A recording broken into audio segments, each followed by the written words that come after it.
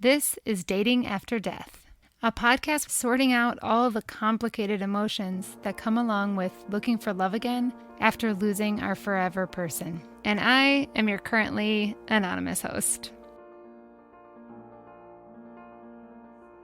Today I'm sitting down with Janice Bell, who and I think a lot of you found on Instagram at Another Strong Widow.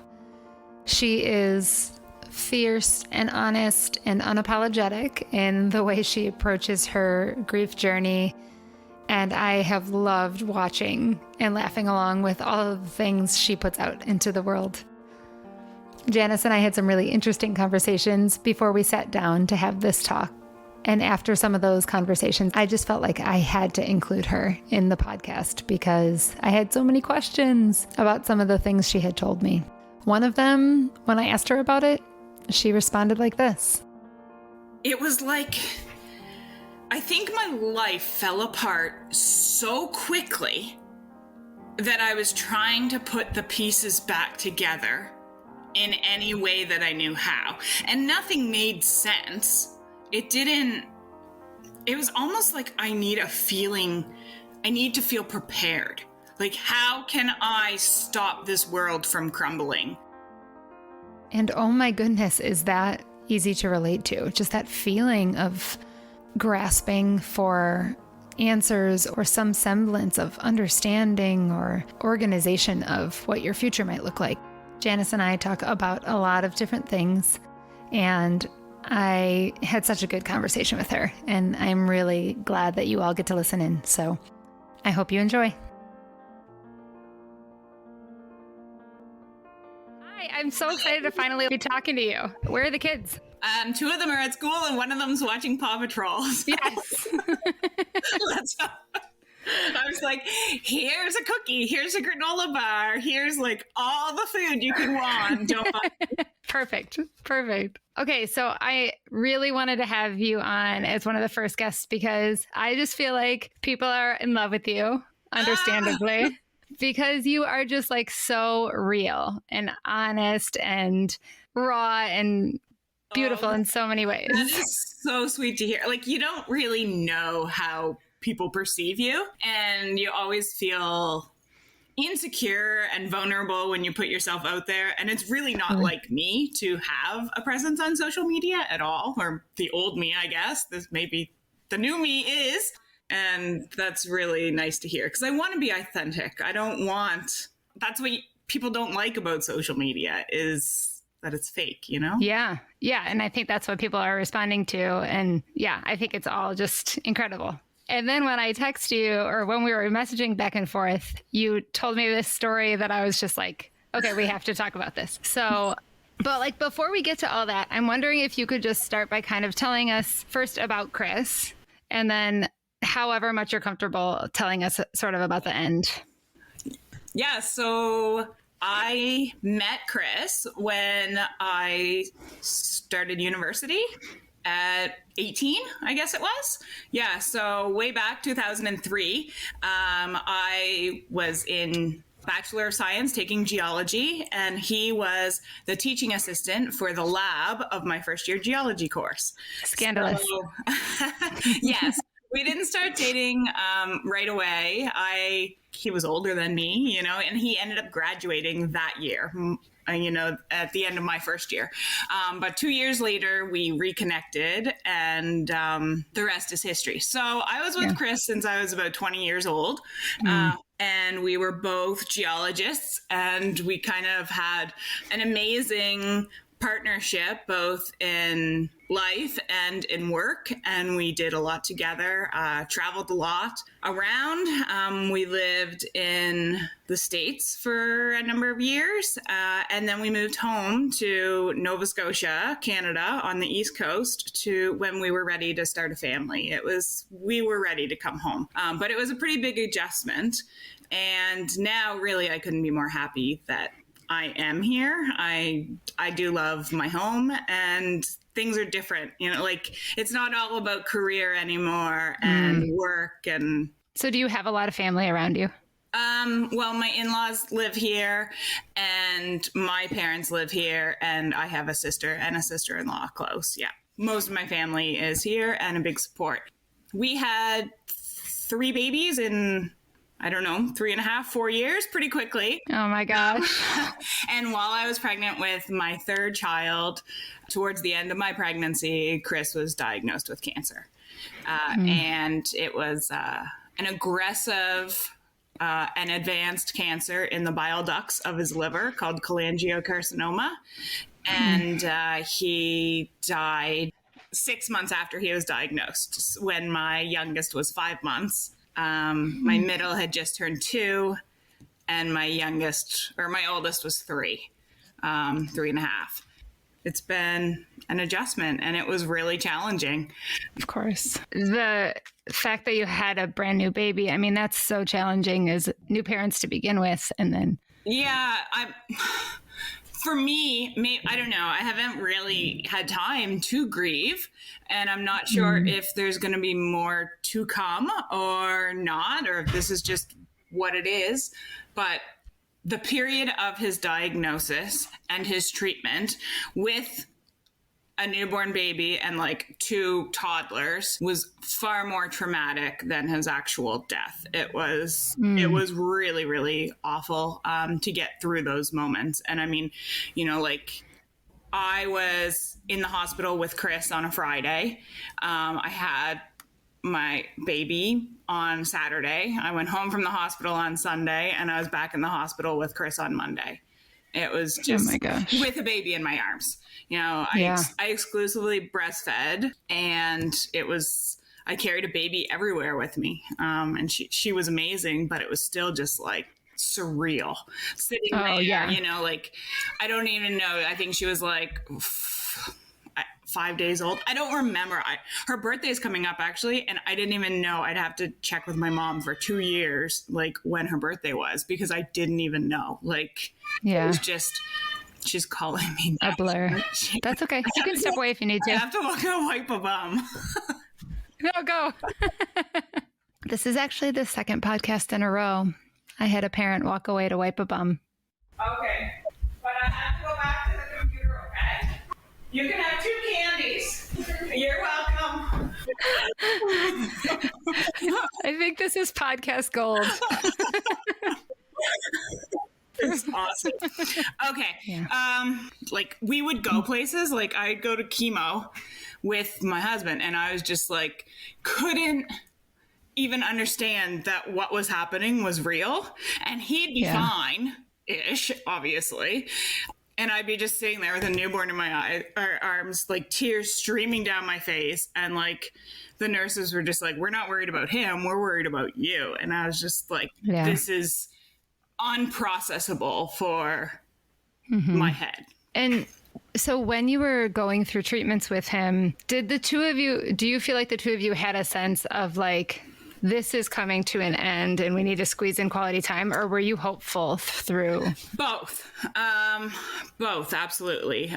Hopeful, like, I knew the reality, but I still had hope, because you have to. Like, how do you carry on? I think that if his period of time that he was sick was longer, there may have been time to adjust to the idea, but it was just like, he got diagnosed and then he died. Like, and there was a baby, and there was so much going on. There wasn't time to process all of that. And of course, you think you're going to have more time. You always think more time. Yeah. Like, his prognosis was not something we ever really spoke about, but it was like a year, not 6 months. So that also... Oh, it was even faster. Yeah, it took us by surprise a bit. We were away on vacation, actually, when I had to take him to a hospital like out of province. And that's where he ended up dying, you know, with my kids. Wow. So yes, I always had hope, because I had to, and I was desperate. I was doing everything I could because I believed that I could save him. You know, like, I think I really did, like, believe if we had enough time that I could have helped him. That's probably the unrealistic part, but at the same time, one of the worst parts about living through his diagnosed period was the pressure to cram in happy memories with this young family. You know, we just became a family of 5. It was coming into summertime. We had to go and do all of these things.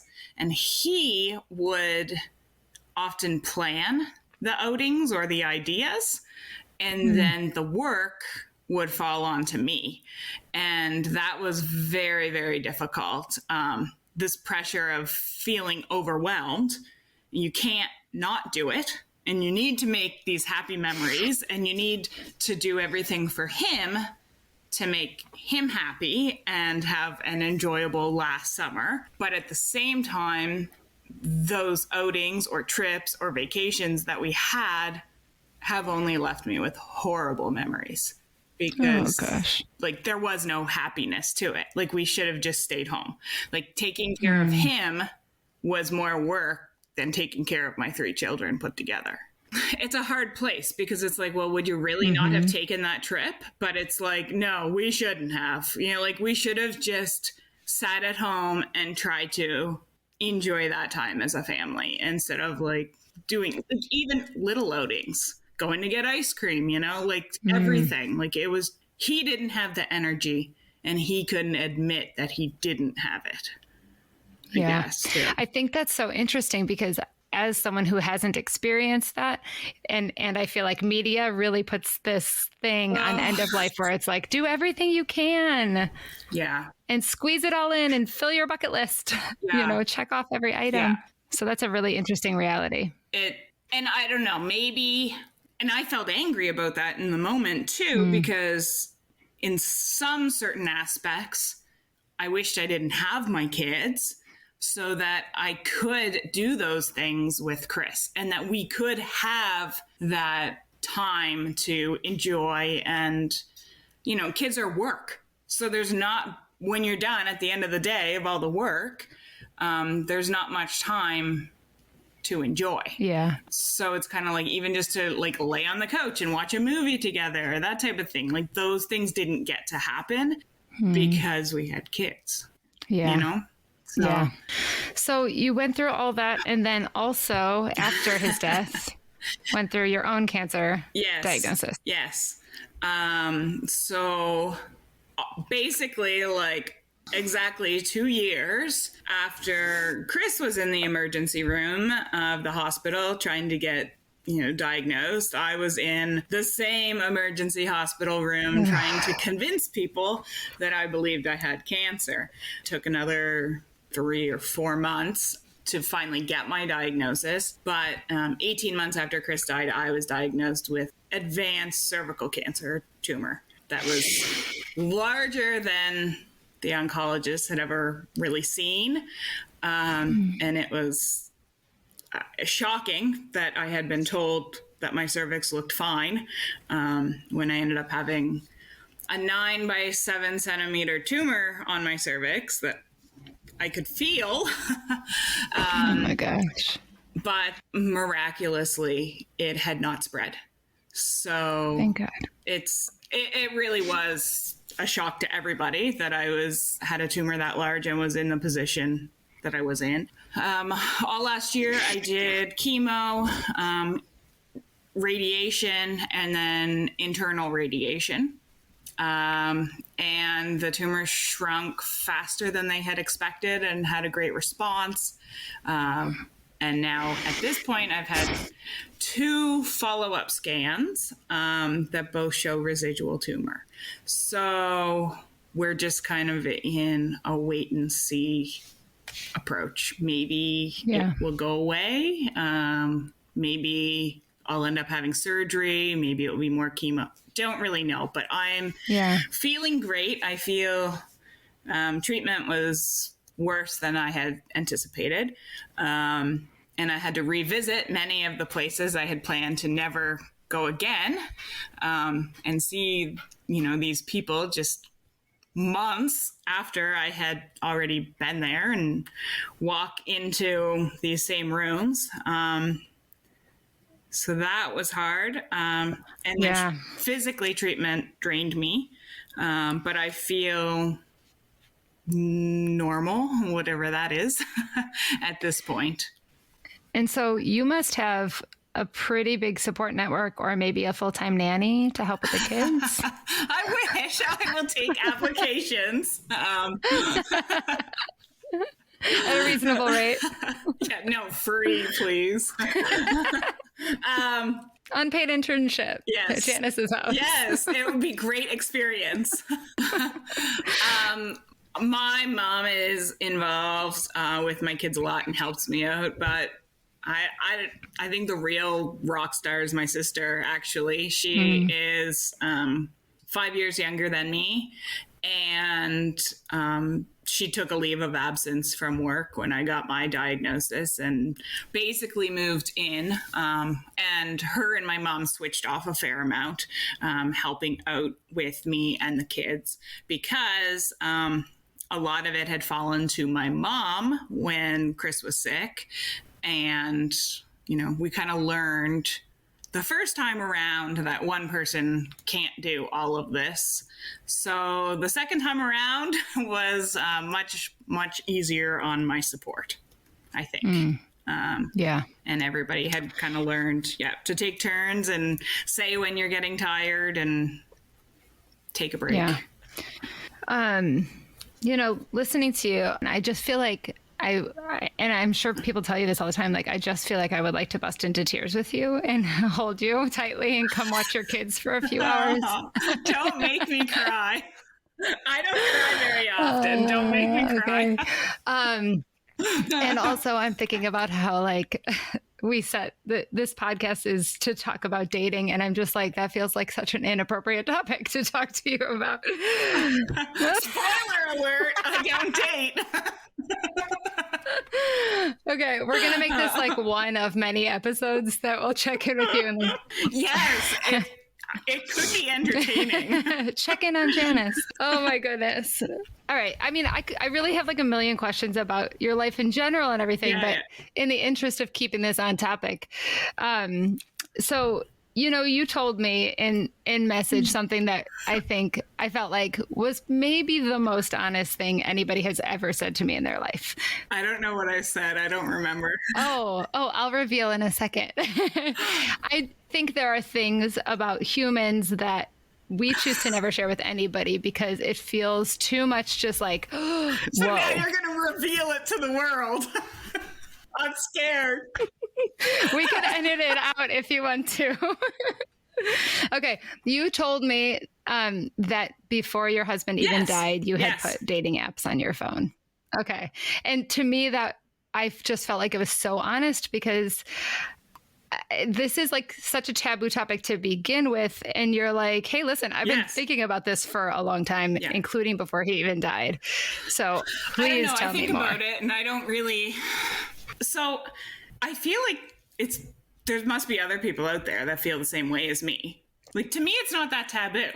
Like, I don't think so either, but it seems to be the I don't know, the party line is that we're not supposed to talk about this. I think obviously everybody has their own kind of way of coping and dealing and moving on from losing your partner to potentially finding a new partner. And I mean, that's different for everybody. But one thing that we probably mostly have in common is dating apps.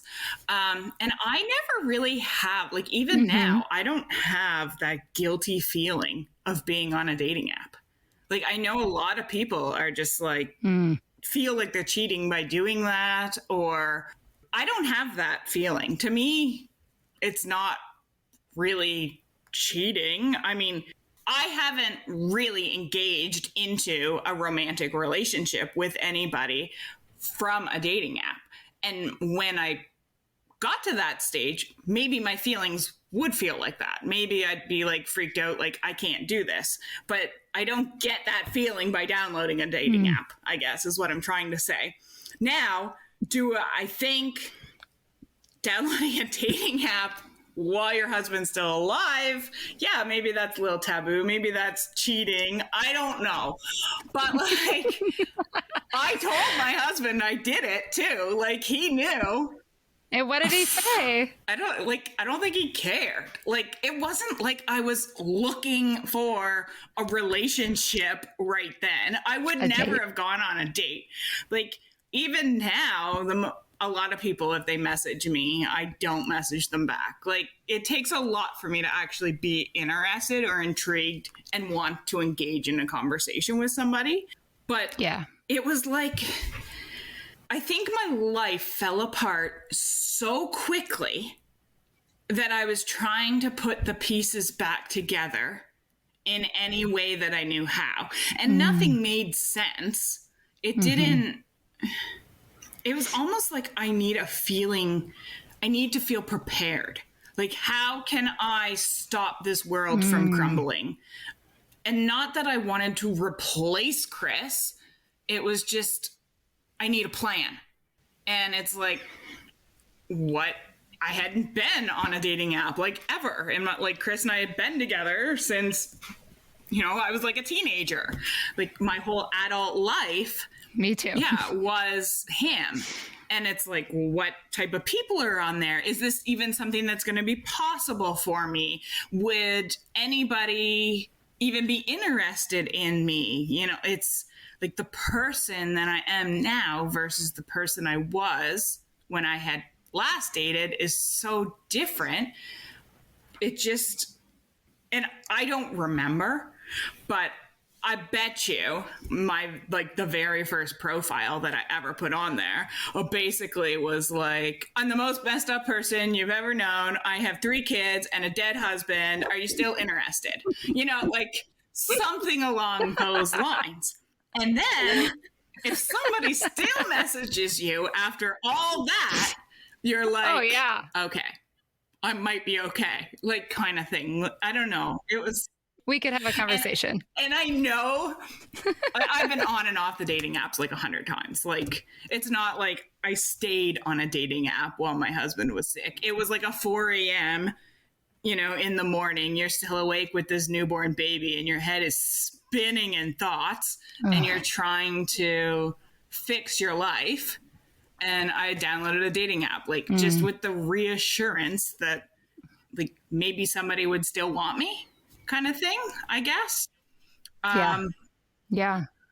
And actually, Janice, I find this like very comforting because I found out my husband died at like 3 a.m. It was very sudden. And I sat on the couch and waited for my kids to wake up at like 7:30 or 8. And in those hours of just sitting and waiting, it's like you're talking about, you're sitting in the middle of the night, you're thinking through a million things. And I just remember like one of the first probably 10 thoughts that I had was, oh my God, I hope I fall in love again someday. Or like I love being married. I love being in a partnership. Like, people who haven't been through it don't understand this. Like, they look at it and just judge it. But your head, nothing makes sense. And your brain is just trying to make connections between the craziest thoughts that are in your brain.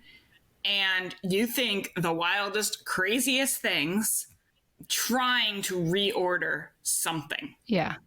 It's not really, I don't think it's like within your control. You just do what you do, and that's okay. You can't feel guilty about the way that you reacted.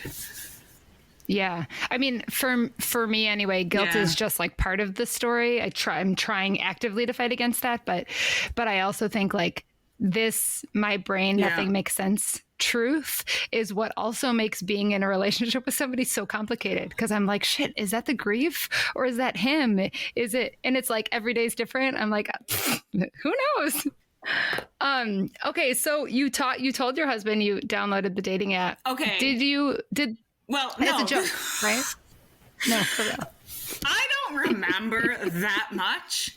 And it wasn't like a big conversation. It wasn't like a big portion of what we went through. And I wasn't on the dating apps for very long. And I don't think I ever engaged in conversation with anybody. But there was one guy who met my height requirement. I feel so bad for the short guys of the world. I do, because I instantly like swipe left on I height. know, Like I me don't look at too. anything else. And I'm just like, I'm so shallow. I really am going to try not to. I did meet a guy that was I'm 5'10". I met a guy that was 5'11" for coffee. And I was like, I can't do it. I tried. I can't do it. I don't care about anything else.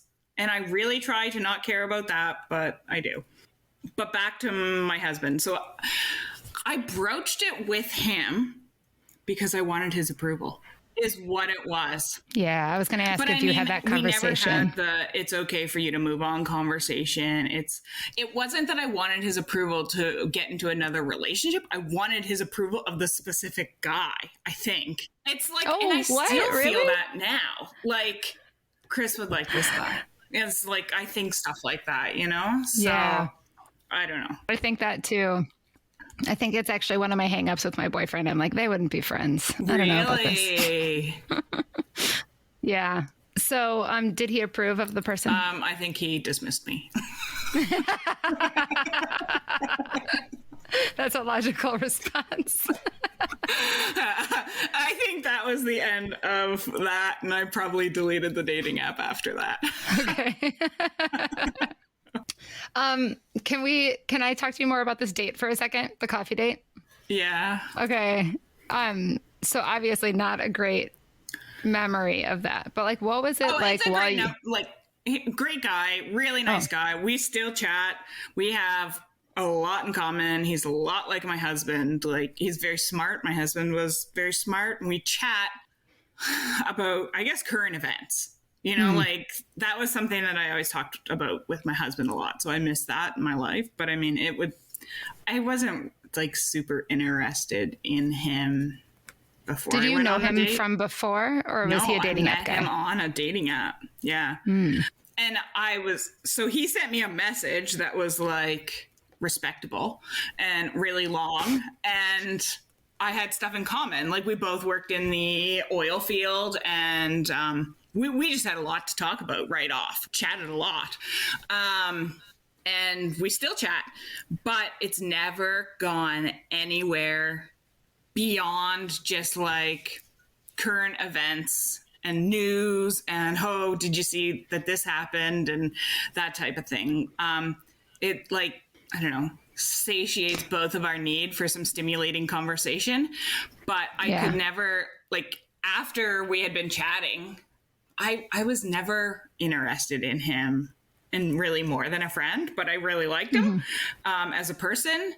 And still, like, for like a year of chatting, I don't think we ever talked about anything emotional whatsoever. Yeah. And then when I got diagnosed with cancer, he stopped messaging me. And it was just like too much. Like, he had never once asked me about my husband, never had one, like nothing. Like, he could not talk about hard things, like That's emotional intelligence. And I need somebody.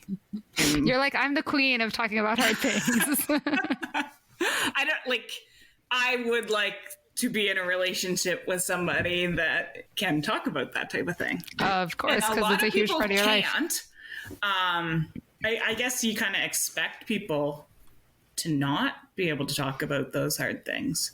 But once you get to like a pretty good friendship level with somebody and they still can't, or I would bring something up and he would just like change the subject, like wouldn't even engage in that conversation. It's like, no. I mean, so he like stopped talking to me after my cancer diagnosis. And I recently was like, messaged him since, and we still chat here and there. Like, where'd you go?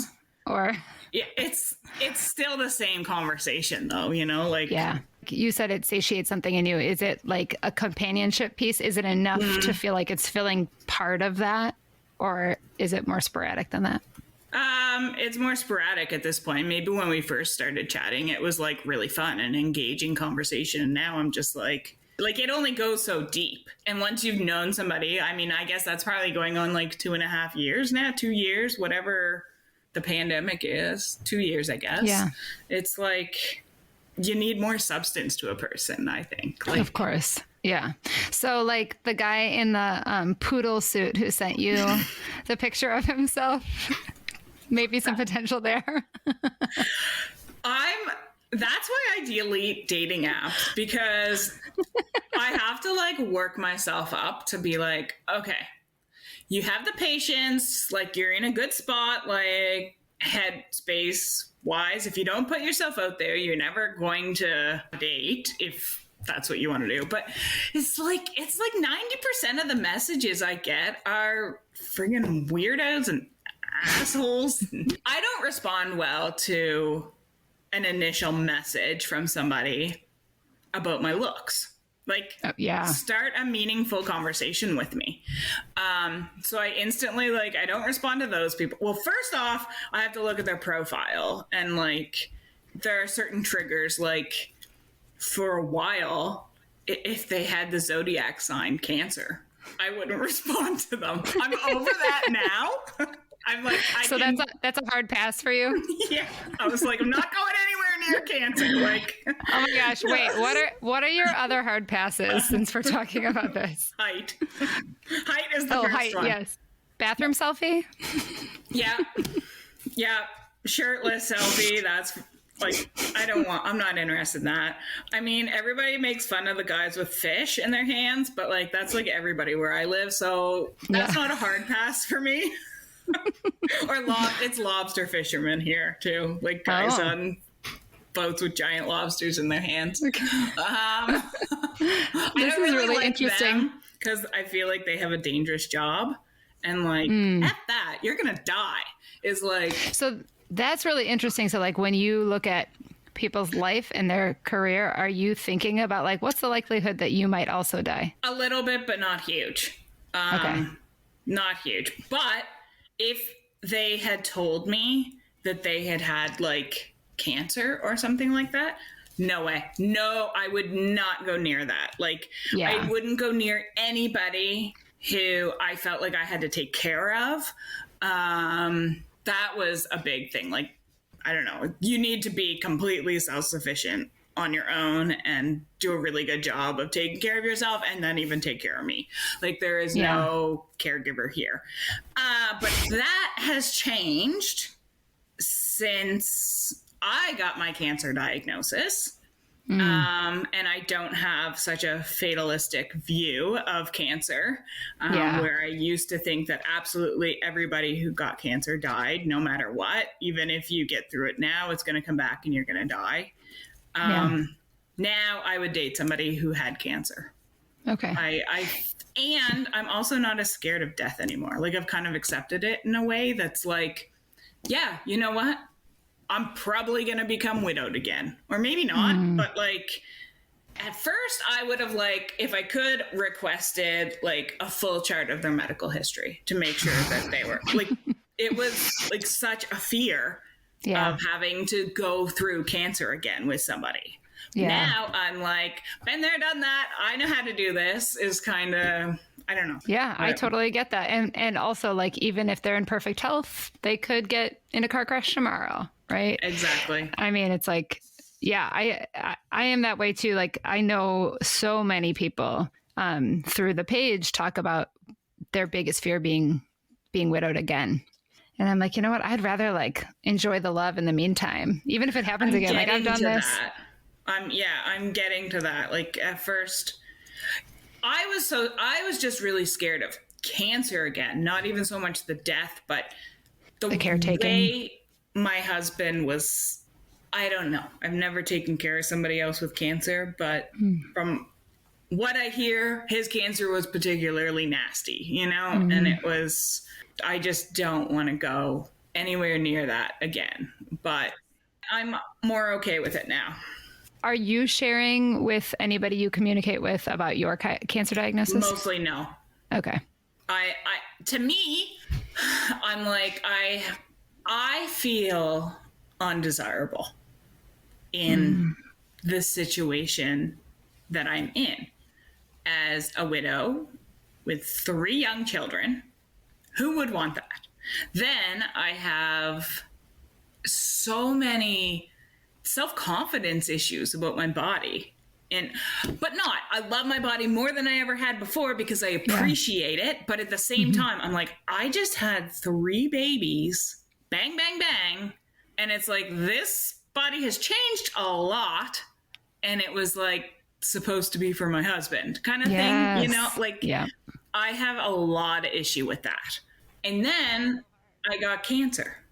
And I've had physical changes from that too.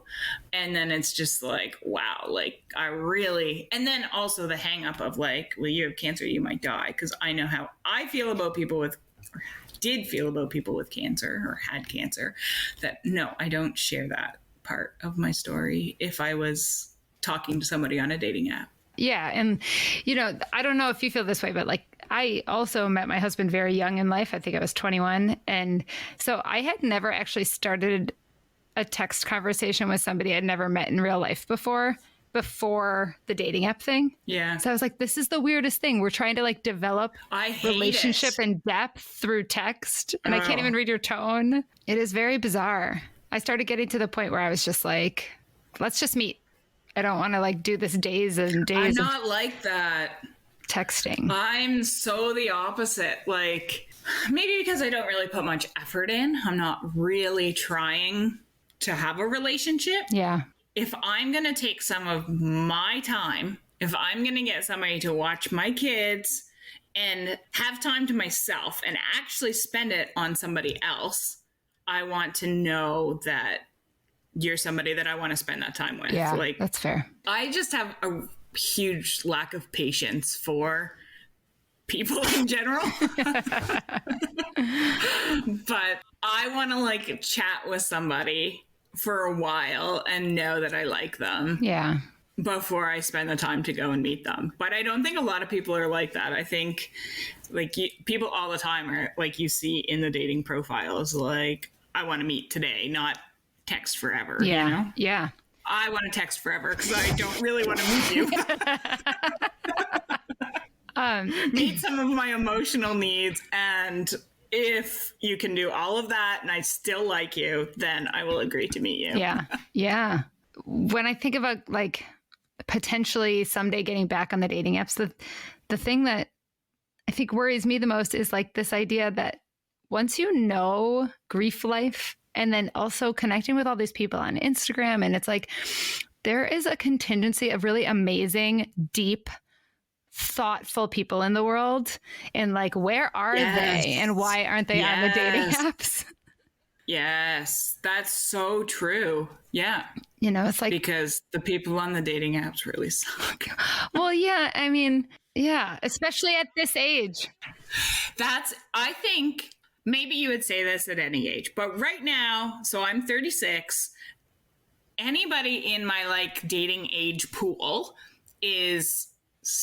doesn't have kids and still in a very different lifestyle than I'm in. Yeah. I feel like a lot of the people that I would actually be interested in are like more like in their 50s, but I don't want to date, like I'm not interested really in dating somebody in their 50s, but it's like those are the people who, you know, had a failed marriage and they're on the dating apps and that type of thing. Yeah. There's not many people this age. I went on a couple dates with guys that were single, no kids, and never had kids. I don't know if I could do it. That's what I found. I'm open-minded about it. I am. Like, I haven't done it, and I'm open-minded. Like, I would try, but if I had to choose straight off, I'm not interested in somebody who doesn't have kids. Well, that's what I thought. I was like, okay, I could do that. I'm open to lots of people, whatever. But then it's like, after going on a few of those, I just realized you just could never understand me in my life. I mean, on so many levels, but even just like the parenting thing. Well, I did chat with a guy for quite a while who didn't have kids, who was, I don't know, 2 years older than me, maybe 3. He's probably 40. And it was not through a dating app. It was a friend set us up. And he lived in Ontario, so not near me. But my friend was like, he is single and not tied down to anything. And we had just gone into the pandemic. So it was like, here, have this person to chat with. Yeah. I was like, all right, cool. Like, I'll chat with him. And I ended up chatting a fair bit. We got along well, but he was ready to pick up and move here. and like pretty fast. And it was because he had always wanted to have kids, had never met the person that, you know, like his life was not where he wanted it to be. Yeah. And he was upset about that and looked at me, and I was the total package. And he was just going to come right and move in and be dad. And it was like, he ended up being really quite messed up. And I was like, slow down. Stop messaging with him, because I had like, once I got to know him a little bit better, I was just fulfilling a gap in his life. Like, he would say like our house and our kids and our this, and I'm like, oh, like, Ooh, no. I have like a visceral reaction to that. It was really weird. But the reason I'm telling that story is just because there's guys like that who just want to come in, like, I don't know, look at your life and be like, I can remember him saying, I'm happy you're widowed and don't have like an ex or something like that, you know, because then he gets to be the dad. Like, it was weird what he looked at. My life was going to fill the void in his life. Yeah. Or then there's like older guys, and I think it's because they like messed up with their own kids and they like want a do-over, like kind of to try again. It is such a tricky field. Oy. Then there's the people that are your own age, and once they're like, how old's your kid? And I'll be like, actually I have 3, and they are this age, and this age, and the conversation ends. You know? Like, I used to feel really self-conscious. Like, I would hate those questions. I would hate talking about that type of thing. But I've gotten to a point now where I'm becoming more confident in who I am and don't like want to hide the fact that I have kids or that I have 3 kids, or it's just like, peace out. Like, you don't like me, go away. Like, I don't like you either. Take it or leave it. This is who I am. And all right, can we do some quick questions? What are they going to be? Well, you can pass if you want. Okay. So did you put your widow status on your profile? It depends on which app it is. Why? Like, because there's like drop down menu, and it's like, do you pick single? Do you pick married? Do you pick widowed? Some of them have that. Some of them don't have it. So if it's not an option. If it doesn't have like a marital status option, I do not write it in the type spot and say I'm widowed. Okay. No. Do you see yourself getting married again someday? I don't know. Okay. Yes, I could get married again, but I don't know. Yes. Okay. Do you see yourself ever having more kids with a new partner? I am not able to have children anymore after my cancer treatment. But previous to that, yes, I would have enjoyed having more children with a new partner if time permitted. Yeah. Do you ever think about gender experimentation for yourself? Loosely, because if I could just have like a second one of me, it would be like awesome. Or because when my sister is here, we like mesh and groove, and like she helps me out with my kids better than Chris ever did. And that's probably complicated. Like she just knows, like, okay, we're getting out the door. These are the things we need to do. I used to have to like tell Chris, do this, do this, do this, you know, like, and she like will have it done before I'm like even dressed. Like, and so then I'm like, is it because she's a woman? And I'm like, how amazing would it be to have a partner like this? Yeah. And I suspect that they're more emotionally in tune. I don't know. Yeah. I mean, loosely, yes, I think about how great it would be. But I don't really know. Yeah. I do not think I'm going to switch sides. Okay. But I think about it. My cousin is just about my age, and she comes for like weeks at a time sometimes, and it is incredible. And we always talk about like, maybe we should just move somewhere together and we'll just date people on the side and we'll just sort of be married to each other and it'll be fabulous. Well, when my sister and I go places, they believe, like, people all the time think that we are a couple together, lesbians, a couple, and that the kids are hers because they've got blonde hair like her. Oh, funny. And we went camping last summer.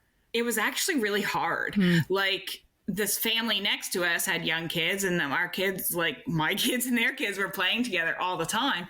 And they were like telling the kids that like they had two mummies and stuff. And I was just like, it made me miss Chris in a way that I hadn't experienced yet. Like, and I never did really put it into words, but it was like, no, like, he's not replaced kind of thing almost. I don't know.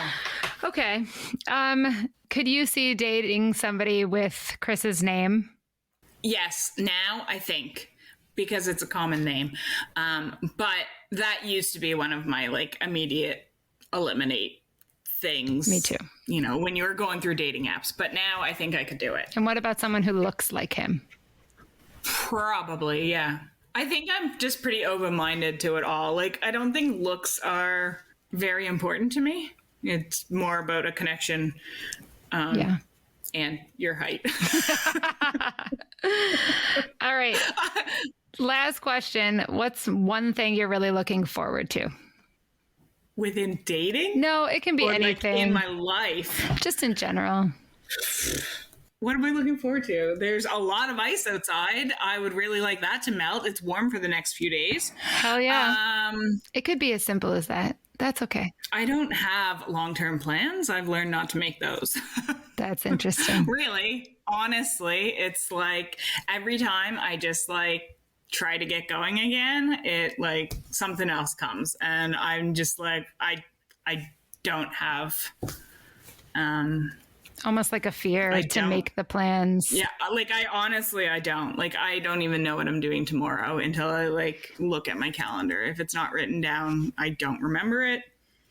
All right, well, we're just going to hope that the ice melts in Nova Scotia. I'm looking forward to going camping again this summer. Yeah. Because that was a lot of fun last summer. And we went to a national park that my husband never wanted to go to because it's known area for having a lot of ticks. So he wouldn't go there. So I had always wanted to go. And I went twice last summer with the kids, and it was a lot of fun. And I felt really empowered by doing that and doing something new. And instead of trying to maintain old traditions, I made a new tradition that didn't involve Chris, and it didn't have all these sad memories. It was something new and moving forward. And it's beautiful. I love it. I'm looking forward to that. Yeah. And at Grief Unraveled might come this way this summer, and I really can't wait to meet her. Yes. In person. Shout out to her account. Go follow her too.